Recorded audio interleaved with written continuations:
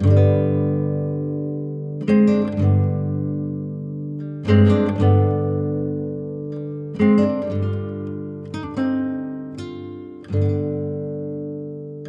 Halsema Highway ay tinuturing na isa sa pinakamapanganib na kalsada sa buong mundo.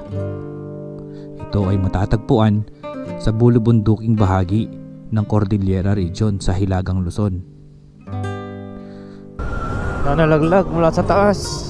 Noong March 2013, isinama ng List 25 ang Halsema Highway sa ika-9 na pinakamapanganib na daan sa mundo sa kanilang listahan. Ito ay may haba na 150 kilometers na sumasaklaw sa 95 kilometer ng lalawigan ng Benguet na binabagtas ang 8 munisipalidad nito.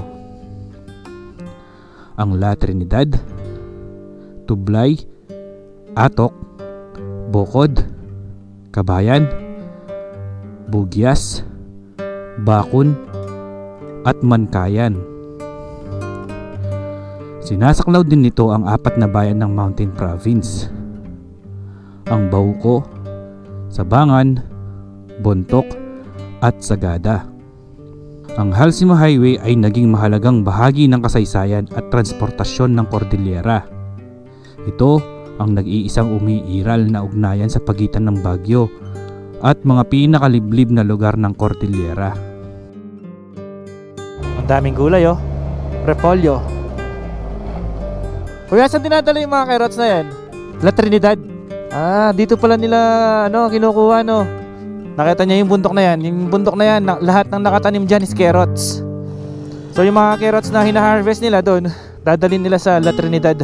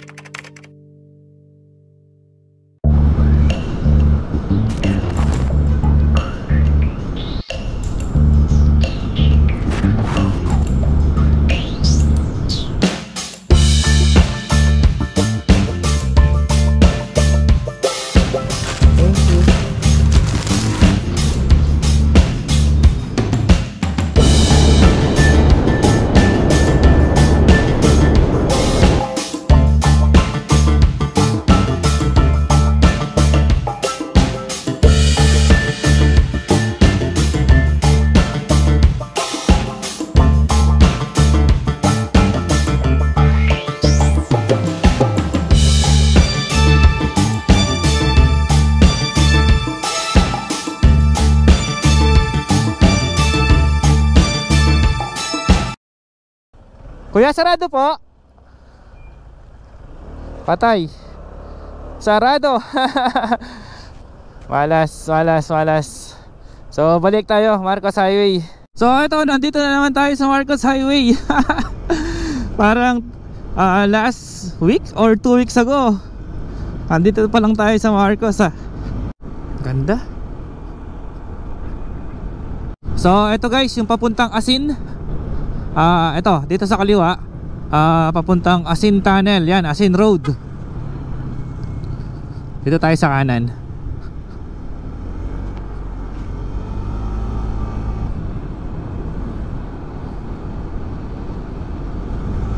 Napakasarap magmotor dito sa Baguio.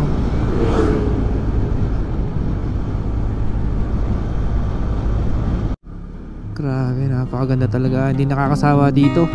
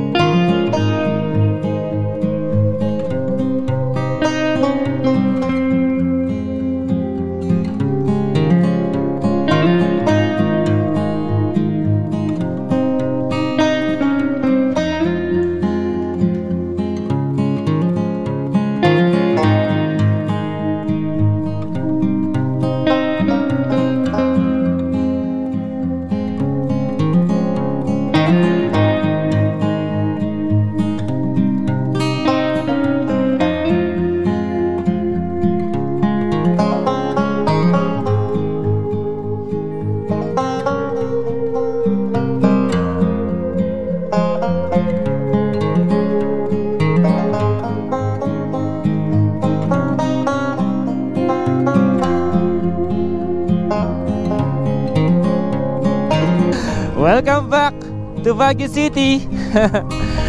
Andito na naman po tayo sa Baguio. Vertical clearance. Welcome to Tuba, Benguet.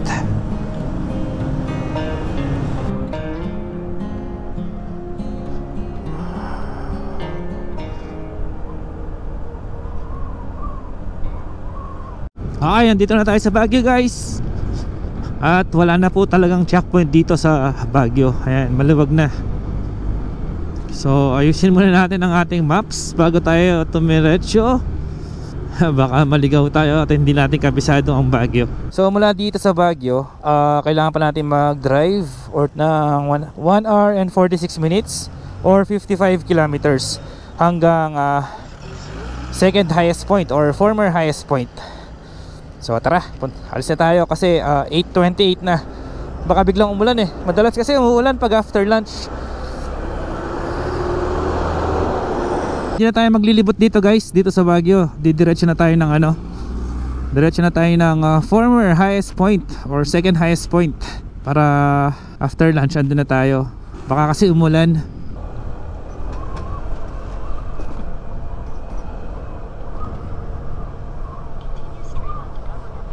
Ay, napakaganda ng Baguio.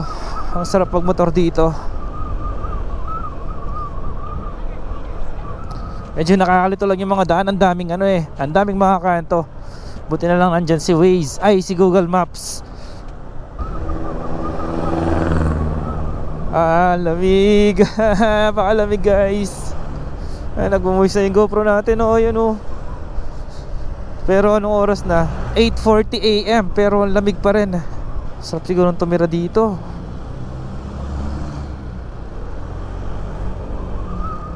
Ano to? Mamitas. Ito pala yung Botanical Garden. Pala madaming tao dun. Nakapila. Next time ikutin natin lahat yung mga tourist spots dito sa Baguio. Ngayon punta muna tayo dun sa ating destinasyon, sa former highest point, Halsema Highway. Dito may checkpoint kaya lang walang bantay. Napakalamig pa rin kahit tirik yung araw. Wow, grabe. Napakataas natin. Ganda.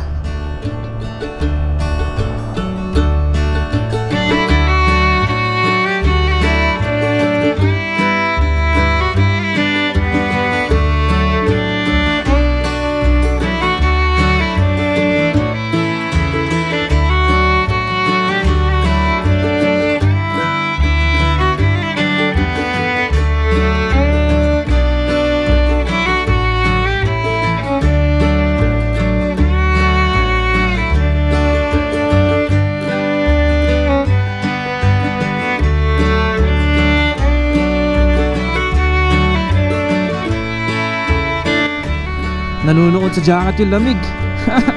Naka-riding jacket na tayo. Nanunuot pa rin yung lamig. Ito may dito, palengke. Silan. Saan na kaya tayo? Welcome to Tublay, Benguet. So may toll gate pala itong Baguio Bontoc Road. May babayaran ba dito? Wala. Toll gate is temporarily closed daw. Woohoo! So wakas wala ng traffic. Wow, taas natin. Pataas pa ng pataas to. Pansin ko yung mga sasakyan dito, halos madami Tamaraw FX. Bakit kaya? Siguro malakas to sa paahon. Bokod, Bontoc. Doon yung papuntang Bokod. So diretso papuntang Bontoc. Okay. Kim Jan Restaurant, your choice. Atok na pala to. Ang dami palang restaurant dito. So hindi nakakatakot bumiyahe dito kahit mag-isa ka lang, kasi kahit masiraan ka, ang daming bahay, ang daming restaurants, madaming mga establishments. Ito, meron pa dito, cafe and restaurant. Akala ko naman walang lang siya, daan lang siya na walang mga bahay sa side. May mga sari-sari store, tapos may mga gasoline stations. Welcome to Tayao Gardens.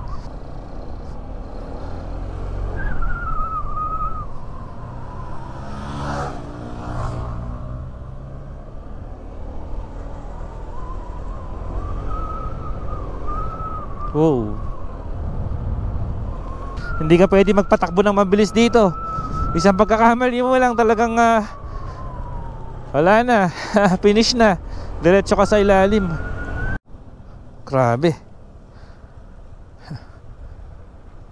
Sobrang curve nito.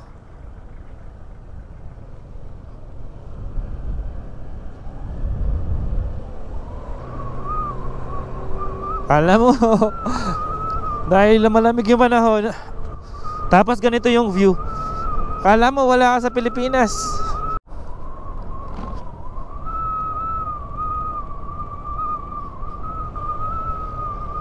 Wow.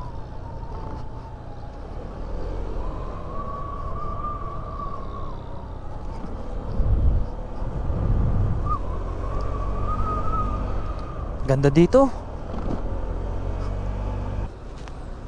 Daming gulay oh. Ano to, mga pechay. Dami oh.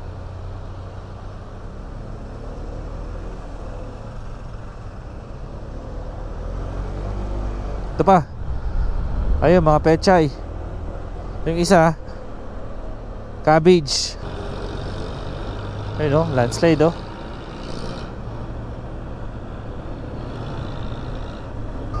Napakalamig. Lamig talaga.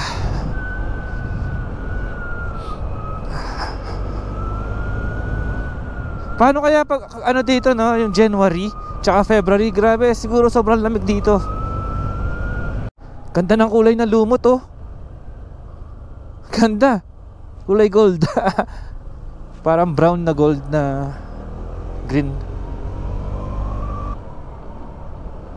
Gusto ko ng kape, lamig. Ang ganda ng kulay talaga. Ayun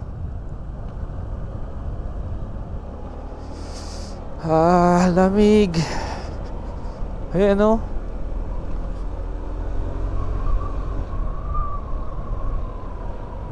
parang gold. Lamig, wait lang. Stop over muna tayo dito.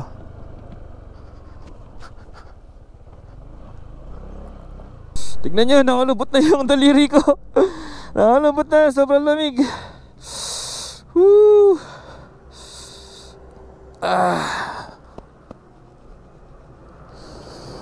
Palamig. Gusto ko ng kape.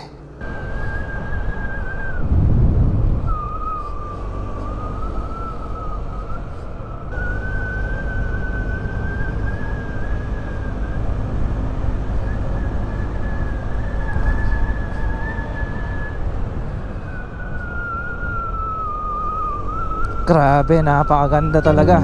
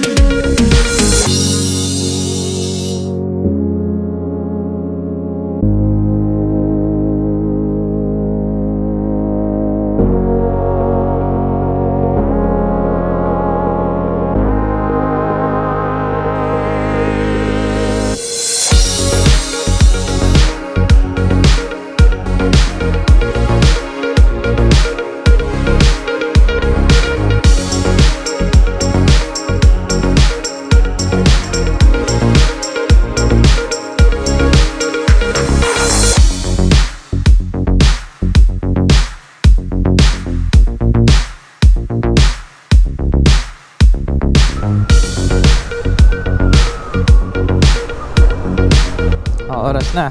Time check, 10:42 AM. Pero malamig pa rin.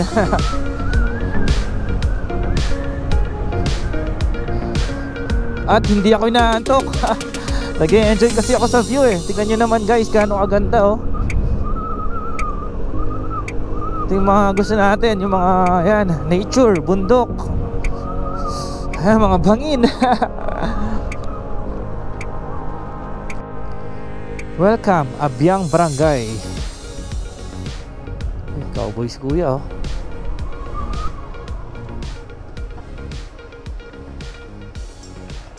Daan. Nakakatakot siguro pag ginabutan ka ng lindol dito.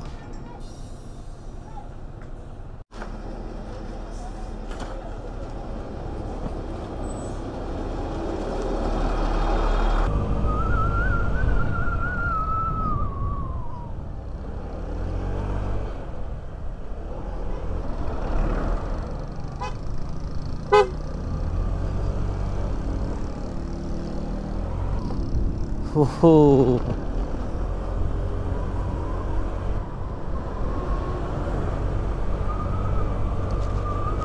Alam mo nasa ano ka dito, yung part na to. Alam mo nasa Besang Pasca, Su Cervantes Road.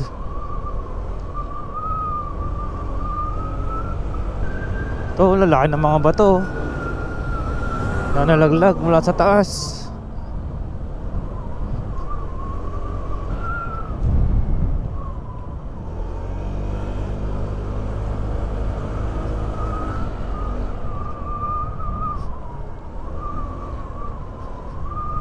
Wow.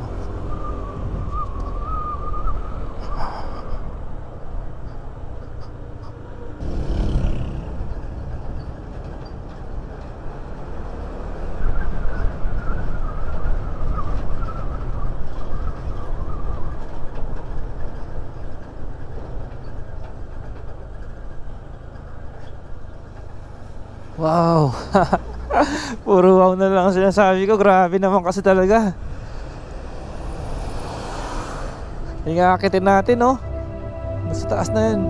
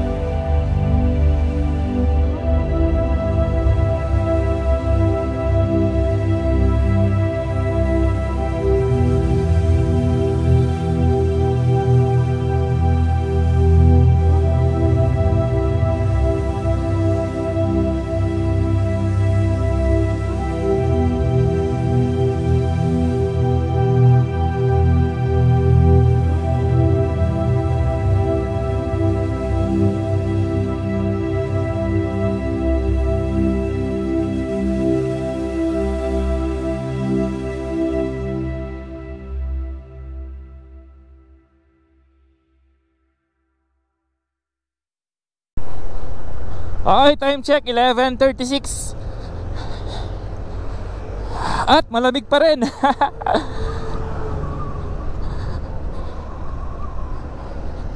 Napakaganda na nga talaga dito.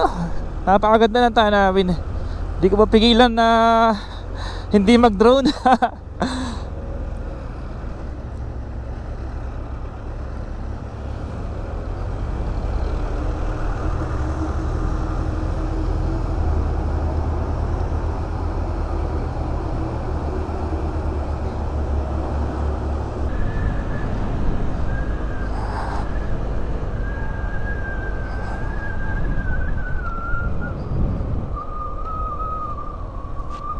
Eto, pataas na ng pataas.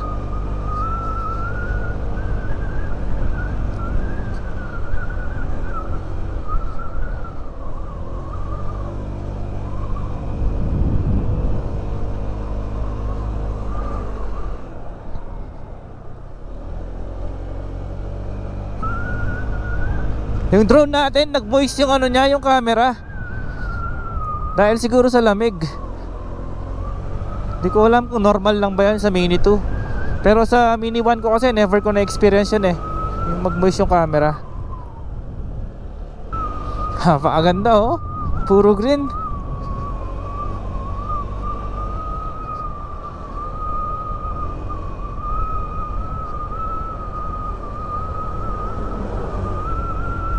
Lang habang nagdadrive ako na malapit dito sa wall, feeling ko may mahulog na pa to sa helmet eh.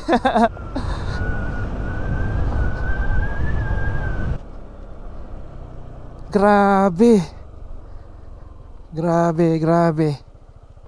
Sobrang taas.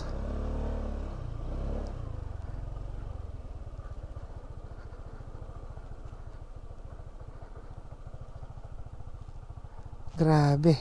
Doon yata tayo galing oh, doon sa baba. Hindi ako sigurado pero may daan doon sa baba eh. Wow.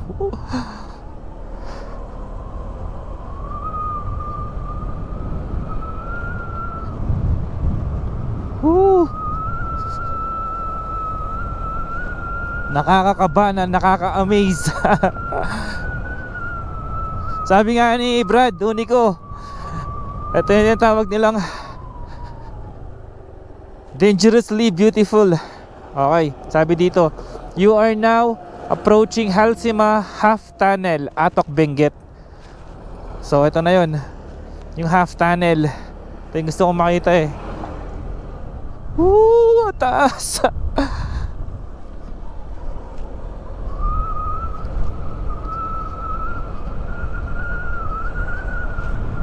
So ito kaya siya tinawag na half tunnel kasi kalahati lang yung ano niya oh, yung tunnel.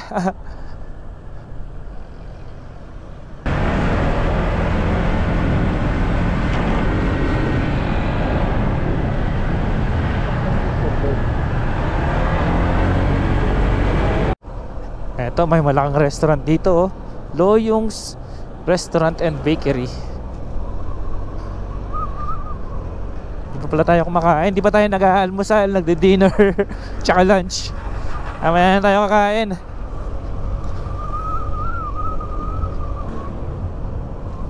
Grabe, paganda ng paganda. Paday, welcome. Welcome to Barangay. Gusto ko na naman mag-stop over. Kaya lang baka gabihin tayo kaka-stop over. Ang dami kong stop over. Sayangan Public Market. So dito na po tayo sa may Sayangan.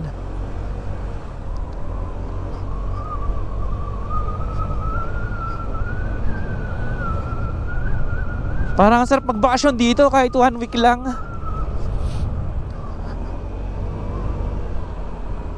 Yung hindi ka mag-vlog, yung babakasyon lang talaga, matutulog lang na matutulog. Ang lamig eh. Bugyas, Bontok. Ay, nagulat ako kay kuya. Alang ya. Hindi man lang bumusina. Nagulat ako dun ah. Ayan na po yung mga daliri natin. Nakungulubot na. Ayan, ang ganda ng mga bulaklak na yan oh. Pwede kayang humingi niyan. Ang daming restaurant dito, Northway Restaurant, this way.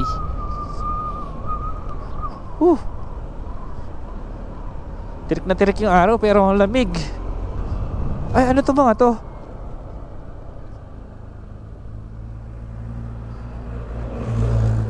Ano kaya yung mga yan?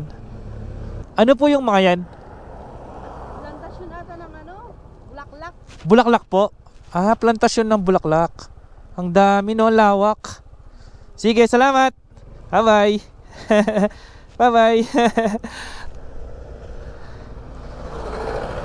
Thank you ate, thank you. Asan na ba tayo? Tingnan natin yung mapa natin. Sayangan. Ayan, malapit na tayo. Eto, malapit na tayo sa former highest point. Let's go.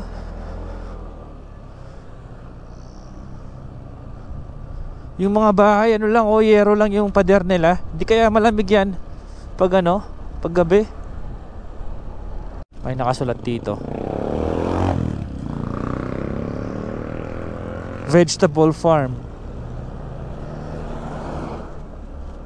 Gusto ko sana puntahan. Anong oras na ba? 12. Ito na yata. Napakaganda.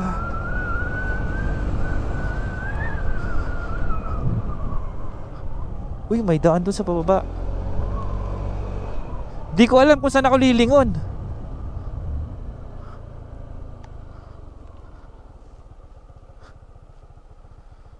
Grabe, grabe. Ay, nasira yung daan, oh.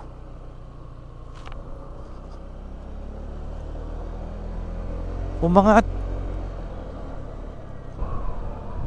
Ay, binawasak nila yung ano, oh.